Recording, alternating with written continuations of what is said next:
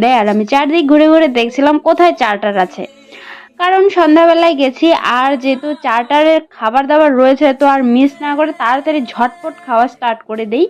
দু চারটে পকোড়া নিয়েছি, সেরকম পকোড়া খেতে আমি ভালোবাসি না, কিন্তু ফুচকাটা আমি একদমই মিস করতে চাই না। এই দেখো বৌদিমণি এত টেস্টি করে ফুচকা বানিয়ে দিয়েছে, যা খেয়ে আমি মুগ্ধ।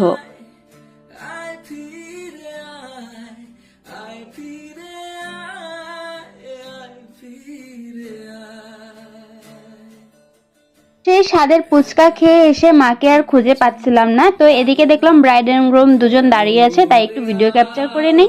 আর এইখানে দেখি মা আর জেঠিমণি খুব গল্পে ব্যস্ত। এই জেঠিমণি মানে যে দাদা ভাইয়ের আজকে রিসেপশন পার্টি, সেই দাদা ভাইয়ের মা আর আমার মা মানে বান্ধবীর মতো। পাশের বাড়ির জেঠিমা কাকিমারা তো বান্ধবী হয়, সেরকম বান্ধবী। আর একটা এখানে রয়েছিল ফটো তোলার স্পট, যেখানে আমি গিয়ে দুটো ফটো